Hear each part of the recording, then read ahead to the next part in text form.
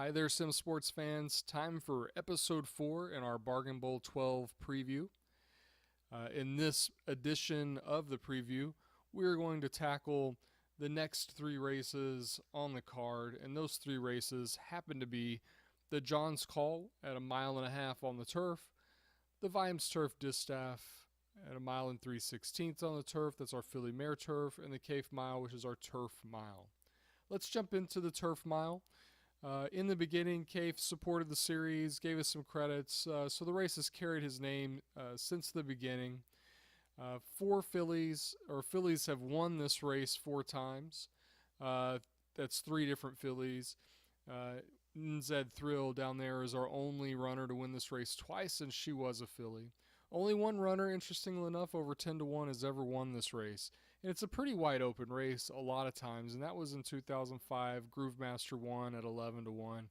So pretty interesting. You don't get any big long shots really so far that have won the turf mile.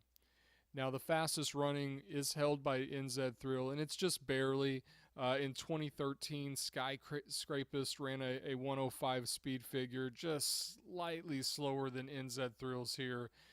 She did this in West Virginia back in 2011. She beat that year the 3-year-old filly Misallocation, and that's Misallocation's only loss at the Bargain Bowl. So a pretty impressive victory there for NZ Thrill. Now, the first race in our Turf Miler division is the Salinas Mile. And in this race, Boyce Ranger stalked and pounced on Jet Set Life, got up in the nick of time for a neck victory to take the win with a 106 speed figure. Nice speed figure, too, for Jet Set Life.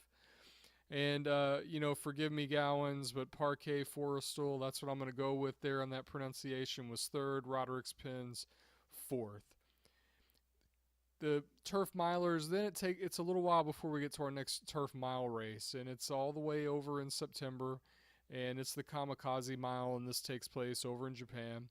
And Double the Ideal, a 3-year-old colt, faced his older runners here in what was a really thrilling race. It's a really close race, and what I'm going to do here now is I'm going to bring up the stretch run of this particular race, and I'm going to try to pause it on the wire here.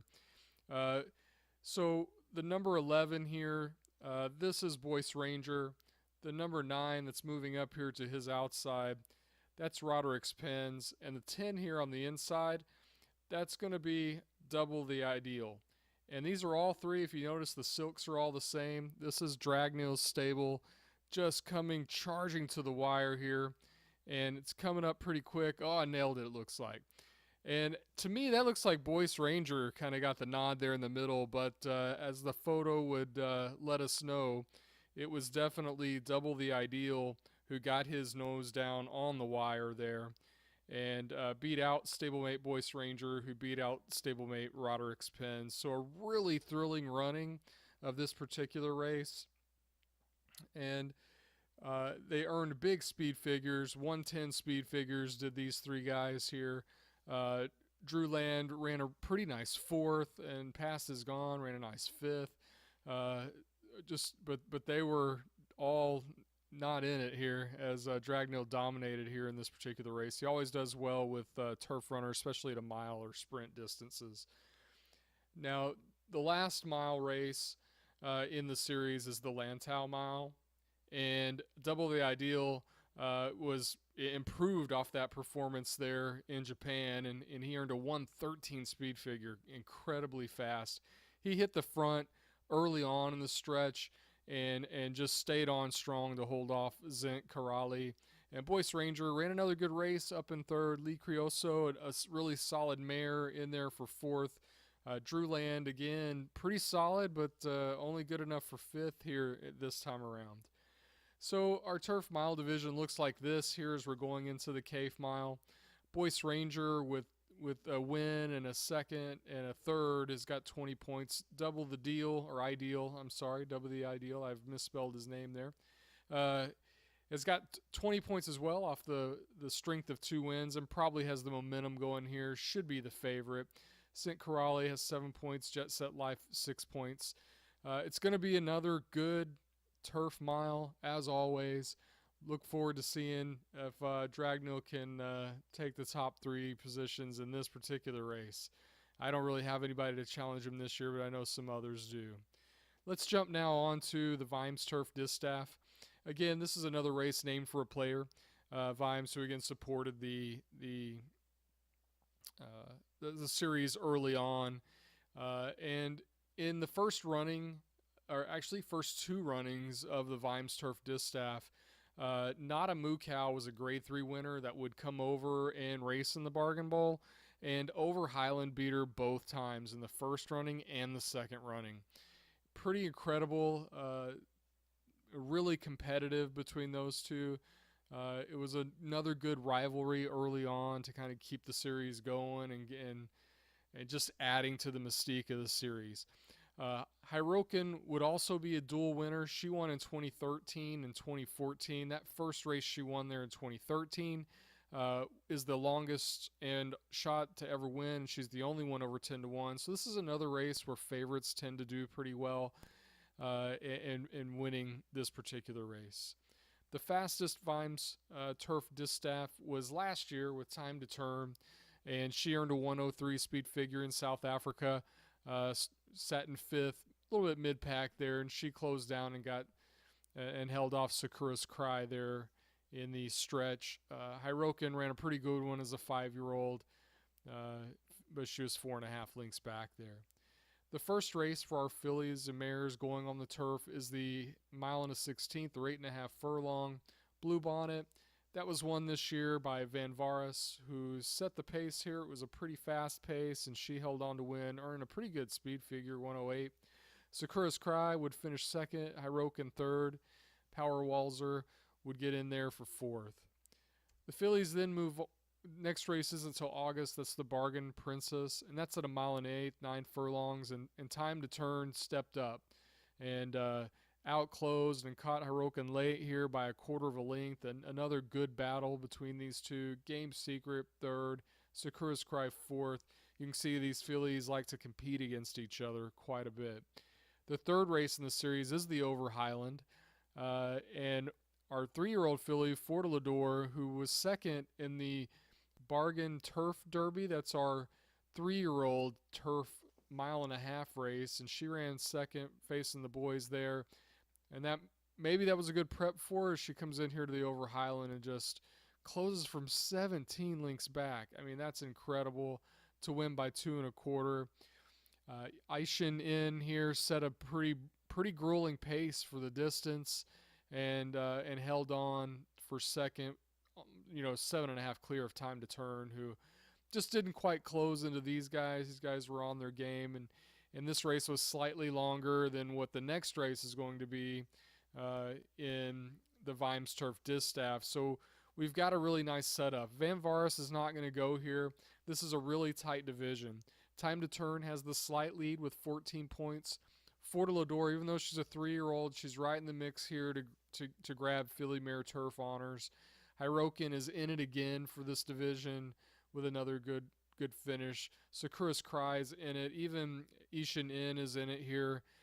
So a very thrilling, a very closely packed bunch fighting for the championship here in this filly mare turf division. Now, as we move out here into our last race that we're going to be talking about in this episode, and we're going to be talking about the John's Call. Now, the John's Call is another older runner that just did well in real life. He won a pair of Grade 1s as a 9-year-old and went on to run third in that year's Breeders' Cup. Now, he doesn't come from what I would call bargain breeding. He has some really solid sires there in his pedigree. But how long he stayed on the track, how long he stayed effective, really matches some of our good turf runners that have raced in the series here for the Bargain Bred Racing Series. And so we honor him with our 1.5 mile turf race here. Now, this race has only been run 4 times. This will just be the 5th running of this race. And only one filly has won so far. The fastest John's Call was that filly Lot at Stake. She was a really good mare, raced a while. She was a 7-year-old when she won this race. pretty darn impressive. This was back in 2012. She outclosed another filly by 3/4 of a length, who also earned a really nice speed figure there. And but since then, it's been dominated by boys, with Basilisk Isles taking the second and third runnings of this division. Now, as we start to talk about the long turf, this is a fairly new division for us. It's been around now this is the 5th year of it. And World of Drownings finished second in the Cougar Bite as a 3-year-old. The Cougar Bite is a 10 furlong turf race. But he moved out. He's going to try the long distance here this year.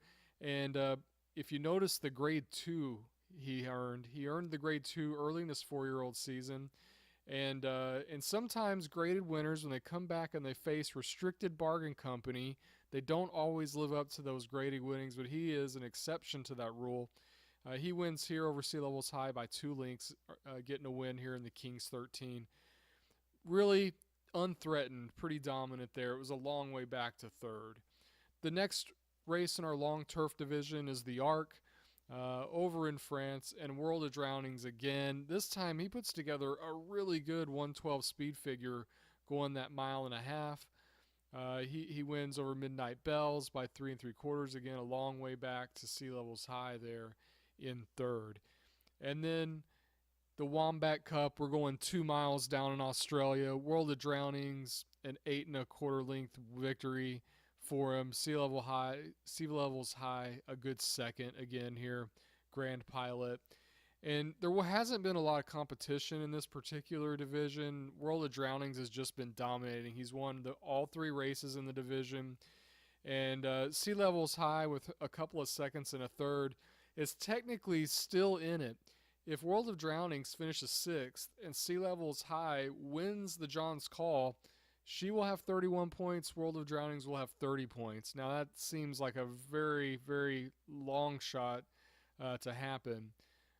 But this race, this division, doesn't seem as competitive as the others. But what's nice about this is you like to see a horse that dominates, and World of Drownings is in top form. He's in peak condition, and he's just dominating. It's going to be really fun to watch this one and see if he can sweep the series, taking all 4 races from start to finish this year. And that will conclude this episode 4. Stick around. We got the Bargain Classic, the Cougar Bite Classic, and the Cemetery Winter, which is our Breeders' Cup Distaff for our fillies and mares. Thanks.